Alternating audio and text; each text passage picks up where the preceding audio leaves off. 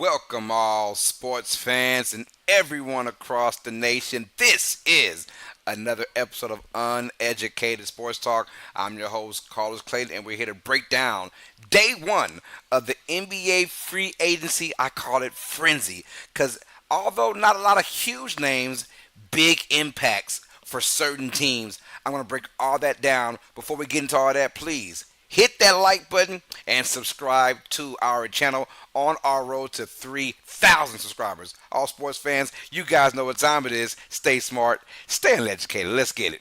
To the right hand, being caught. Intercepted by Michael. Oh, no! Intercepted by Cincinnati.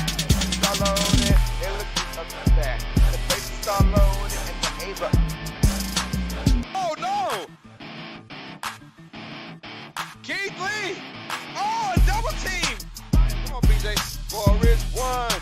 Oh, PJ fell out. 2, 3 strikes. So I get up, PJ. Oh, sorry. I'm sorry.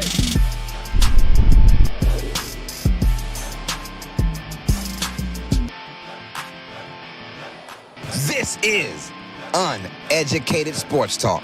Stay smart, stay uneducated.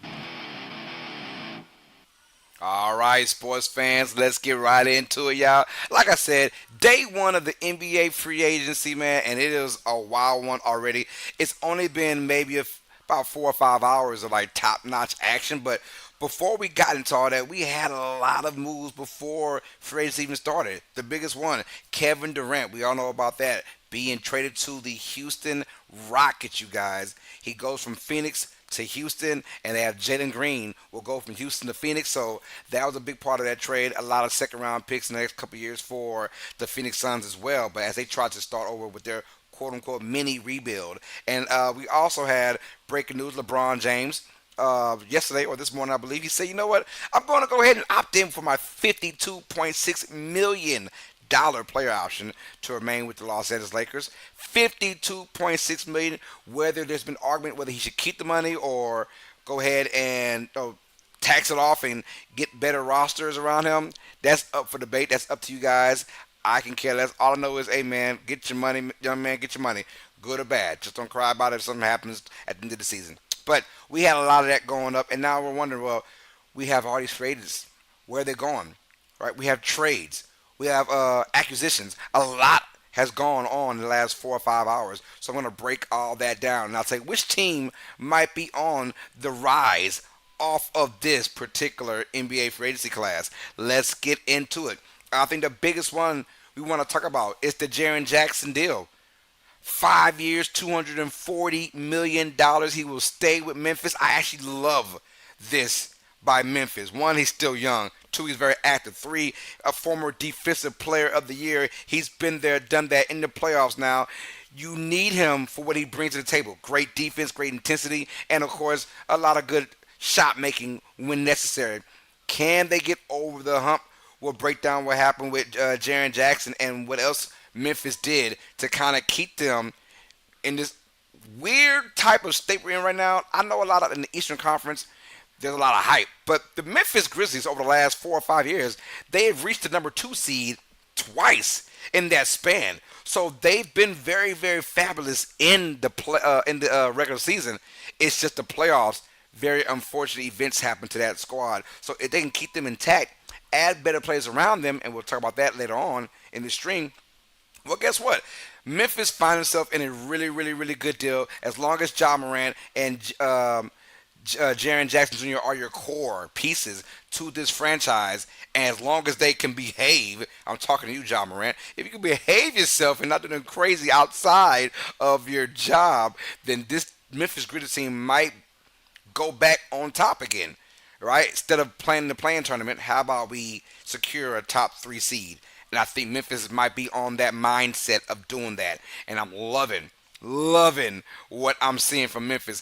Matter of fact, let's just get right into it, man. They picked up Ty Jerome, the former Cleveland Cavalier who had a nice playoff this year. And he got that bag, guys. 3 years, $28 million to go from Cleveland to now Memphis. So the Grizzlies not only have Jaren Jackson, of course, John Morant, and now they're bringing Ty Jerome as well, a sharpshooter and a playmaker that the Grizzlies so desperately need in the playoffs because you're tired of seeing John Morant go one on one. He doesn't really have the bag as far as like shooting wise, so he's got to create in the dribble a lot. And now you get someone like Ty Jerome who can create for himself and can score inside or outside. That takes a lot of pressure off of John Morant. I like what Memphis done so far by getting Ty Jerome because he is someone that, hey, when it's all said and done, the last 10 seconds of the shot clock, give him the basketball. I'll make something happen. Now, it was kind of shame how the season went out for the Cavaliers and Jerome did struggle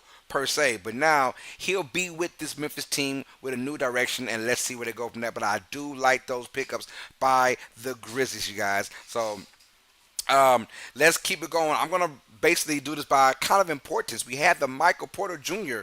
and the Cam Johnson trade. Nuggets and Nets say, yep, let's go ahead and trade it. Michael Porter Jr., we know his story, man. He had the back issues coming out. He was once touted as the number one player in the nation and could have easily been the number one overall pick if he were to stay healthy when he was in Missouri. That didn't happen. But what he gave Denver throughout all that those issues he had, right? What he gave Denver, I think Denver was happy about what they did. First of all, they got a championship in 2023 out of it, right? So big shout out to Michael Porter Jr. what he did. But now they're telling themselves, look, Michael Porter Jr. is hit or miss these days. When he's on, he is on, but when he's off, he is super off. And they say, you know what? We would rather trade him and give the Nets a first round pick to get Cam Johnson. Cam Johnson, in my opinion, is just a more healthier version of Michael Porter Jr. Someone that's reliable to play every game. Someone that's reliable to not shoot himself out of series. I think Cam Johnson can do that for this Denver Nuggets squad. So I do like that pickup. Oh, by the way, they got Bruce Brown as well. Bruce Brown was just on that Nuggets squad when they won the championship. They said, "Oops, our bad. Let's get him back." More playmaking skill, so you don't rely just on Jokic and Murray once again. Now you have the shootability of Cam Johnson, who can bust open threes like crazy, where Michael Porter Jr. was hit or miss in the playoffs. Now you have someone that's super reliable from that standpoint, and of course you have a guy like Bruce Brown, who is just he was a savior, godsend for that team in the playoffs a couple years ago, who came up big every single moment. So they got him back on a 1 year deal. So I like what the Denver's doing too. They say, what are we going to do? Because it felt like Denver was trying to go rebuild mode maybe. The owner said, we got to make some plays or I might be forced to probably trade Nikola Jokic, the best player in the world. So yeah, you don't want to get in that situation. Let's keep contending. The Nuggets did that with these acquisitions right here. I love it. Brook Lopez going to the Los Angeles Clippers, you guys. That's right. He is going to be an LA Clipper. Signed a 2 year deal, $18 million deal, right, to be with the Los Angeles Clippers. And he will bring in stability as the backup center. Yes, you have Zubac back there, who had a career season, 16 points, 12 rebounds per game, career season. But then now you bring in Brook Lopez, who can do the same pretty much, and on top of that can bust down threes when he needs to. But he'll be a great backup part for the Clippers, and they kind of need that. They went small a lot when Zubac was either in foul trouble or not playing well. They went small a lot. And now you can go back to Brook Lopez, let's say if Zubac has issues or foul troubles. And I think, one, Lopez has been there, done that. He's been to playoff runs plenty of times, and he's going to join another playoff team with the Clippers, with James Harden, with Kawhi Leonard. So, yeah, I like that pickup by the Clippers. I like what they're doing, man. But probably still not enough. They did sign my guy James Harden to a big deal that I did not like, $81.5 million for the next 2 years. I didn't like that because I'm like, these older veterans, these older stars are still getting paid like they're making a big impact. James Harden did nothing but, I guess this was a down year for the Clippers as far as like expectancy. We expect them to be maybe 7th or 8th seed. They want to be in the 5th seed and had a chance to win that first round and didn't happen. So you want to give kudos to James Harden for that, but you still got beat in the first round. I don't understand why we're giving James Harden all that money. That's just my opinion. These old fellas, like, do y'all really deserve 40 some million dollars? I know he made third team all offense, third team all NBA. So I'm not hating on him, man. But I'm just saying you gotta know when it's time to give it up, man. I would take that money and do something else with it if I'm the Clippers. But they do get Brook Lopez out of the free agency. Gotta deal with it, man. Hey, another team that's quietly, and I can't even say quietly, I might be lying about that. Another team that is really going at it right now, the Dallas Mavericks. We know about Anthony Davis. We know about Kyrie Irving comeback, and we know about them getting the number one overall pick in Cooper Flag, right? They added a veteran presence with the point guard position just in case Kyrie Irving isn't really ready to come back. D'Angelo Russell. We know about D'Lo. He's done his thing for the last decade in this league, and he's a viable backup slash starter for the Dallas Mavericks. So I do love what I'm seeing from the Mavericks, and it's almost like, yo, even if they don't like win a championship, you know the contention is still there. But I feel like Dallas Mavericks ownership, they're saying we want to win a championship or bust. That's gotta be mentality. When you got Kyrie Irving, you got Anthony Davis, right? And they're both injury prone, so you're just hoping, hey man, let's just see what happens. Put our cards on the deck and let's get some players around us. Let's rock and roll. D'Angelo Russell is not a bad pickup for the Dallas Mavericks. I like that as well. Let's go with a team that, hey, quietly might just be winning free agency, and that is the Houston Rockets. Let's keep it real. They got Kevin Durant. We know about that. But they didn't give up much, in my opinion. They didn't. They have this year's first round pick, which is number 10, right? Then they got Jalen Green, all right? And they gave up 5 second round picks. So I feel like that was very even. But when you bring in a Kevin Durant, guess what you bring? Expectations to win an NBA Finals, same as Phoenix. Now, I didn't go out the way that Kevin Durant wanted, but now the Rockets are expecting NBA Finals or at least a deep playoff run yet again. They had James Harden go to Houston. They had Russell Westbrook go to Houston. And now they got Kevin Durant. So all those OKC Thunder guys finally have their turn with the Houston Rockets. Kevin Durant is now the latest to do that.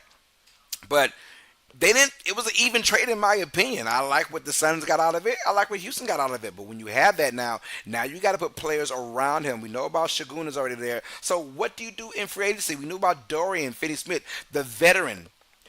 He was with the former Los Angeles Laker, and he's up there in age, 32 years old, which is very old as far as NBA standards go. So he was saying, "Hey, I want to go and contend for a team. I know I still have the 3-and-D in my bag. Let's bring that to Houston now." So he kind of replaces the Dylan Brooks, who also went to Phoenix, by the way. I apologize, Dylan Brooks. Yeah. So, yeah, we also have now Kevin Durant joining those guys, and I like those pickups now. So Dorian Finney-Smith is your 3-and-D guy, 4-year deal, $53 million. But then they get Clint Capella, the former Houston Rocket. He was with the Atlanta Hawks for a while, but then he's now signing a 3-year deal, $21.5 million deal to be with the Houston Rockets as the backup center. I love that. Let me take this hat off now. Anything can happen on live TV, baby. But yeah, so that's crazy. The Houston Rockets are saying, you know what? We want to be that team. Let's go out there and be that team. And the owner does not mind spending any kind of money, baby. He don't mind spending no money at all. So I'm very happy what I'm seeing from this Rockets team as well. A lot of these teams have flourished so far. And speaking of Capella being a former Atlanta Hawks, another team that I think now is going all out for great freaking reason, man. Have you seen the Eastern Conference over the last month and a half, 2 months? It has now no Damian Lillard. It has now no Tyrese Halliburton, right? And who am I missing? Jason Tatum. So now you say, okay, Boston might not be the same team. Milwaukee might not be the same team. Indiana might not be the same team. So now I'm saying, well, where are those dark horses? The Orlando Magic now. Kind of right. Maybe Toronto Raptors can kind of start army crawling in there. Oh, but the Atlanta Hawks, I did say a couple days ago, the Atlanta Hawks are my quote-unquote favorite of the East. And people are laughing. I'm like, nah, I got a feeling Atlanta's going to make some moves to justify what they're seeing right now ahead of them. Guess what? Atlanta got Kristaps Porzingis. You thought I was being funny? I said, oh, there they go. They're starting something. Kristaps Porzingis, right? Atlanta's Boston. We're gonna maybe break this group up a little bit to save us some money because we got a lot of guys who have a lot of money. That's understandable. Now, you go out there in free agency. Nikhil Alexander Walker, the former Minnesota Timberwolves, the sharpshooter, he earned his way into this money via the playoffs in the regular season before that. 4 year, $62 million deal he was signed with the Atlanta Hawks, you guys. That's right. And I do like that he's a shot maker. He's not scared of the moment as well. And another 3 and D guy, right? But he's more than a 3 and D guy because he can also penetrate and get what he wants in the lane as well. So I like Nikhil Alexander Walker, man. Get your money, young man. Get your money. But not to be outdone, they get Luke Kennard as well. Luke Kennard, big time acquisition. He is a 3-point threat, someone that can score that rock. And the Atlanta Hawks, they feel it. They can smell it. They can sense it. They really can. They can sense this is our moment. They were just in the Eastern Conference Finals in 2021, I believe, and they couldn't cut it, right? They made it to the Eastern Conference Finals in 2021 and haven't been nowhere near since then. You don't want to waste Trey Young's, he's already a slight frame kind of guy. You don't want to waste his quote unquote prime years of just being in the 7th, 8th, 9th seed every damn year. It feels like that they've been in the playing tournament for 3 straight years in a row, maybe 4, if I'm not mistaken. But now you can kind of build on, you see the road ahead of you. All we got to worry about is Cleveland, New York, Orlando, right? Those are your 3 major teams now with the rest of these injuries going on. And who knows, maybe Milwaukee, even without Damian Lillard, can do some damage. Milwaukee did re-sign Bobby Portis. He's going to be their quote-unquote sixth man or someone off the bench. So they got him back. And let's see what Milwaukee gets out of that deal. Can they get more players? We don't know what's going on. Can the Lakers get more players? Who else is out there in contention? The West is always going to be stacked. So it's going to be interesting to see what the West does from here on out. To kind of get your contenders and your pretenders. One guy that has not signed yet but was released was Jordan Clarkson, the former Utah Jazz. The Jazz released Jordan Clarkson. He will be available now, and I'm pretty sure he is going to a contending team. So there are other teams that are viable for his option. And I know they're trying to get him because he is a sharpshooter. He is a six-man type that can score 30 in any kind of game, and you want that around you. If I am someone like Indiana, right? If you're the Pacers, you want to kind of, all right, deal with the Halliburton not being there. Okay, well, let's go ahead and get a Jordan Clarkson and see what we can do with that. I'm feeling like that. I'm feeling that kind of way. So Jordan Clarkson is going to make a team a lot better, especially a team that's contending. Utah was nowhere near doing that, but if Clarkson can get you 14, 15 points per game on a contending team, the sky is the limit for Utah. So I do like wherever team he's going to choose to be on. But not a lot of marquee names, right? As far as like free agency goes, but a lot of really good pieces that can fit on really good teams to make these teams better for the 2025-2026 season. And let me know in the chat, who do you think won day one of the NBA free agency? And it's still going on as we speak, so I may have missed some other marquee names or marquee teams. So I do apologize. Right now it's currently 9:03 p.m. Central Time. So if I did miss someone, I've been live for about 20 minutes now. I apologize, but we'll probably go out. We'll probably talk about that maybe in a YouTube short or whatever, man. But that has been your day one NBA free agency frenzy. A lot of good people, a lot of good teams just got better by getting these guys. Once again, let me know in the chat who won day one of the NBA free agency. Who was your favorite team? And who got better just like that? Let me know all that in the comments down below. My name is Carlos Clayton. I'm the host of UNeducated Sports Talk. All sports fans, before we get out of here, hit that like button and subscribe to Uneducated Sports Talk on our road to 3,000 subscribers, you guys. Thank you all. Be blessed. I'll see you guys on the flip side next time. All sports fans, you guys know what time it is. Stay smart. Stay uneducated. Peace. Love you, mama. Love you guys. Have a blessed night. And the NBA free agency will continue. This is on day one. Day two is tomorrow, y'all. Y'all take it easy.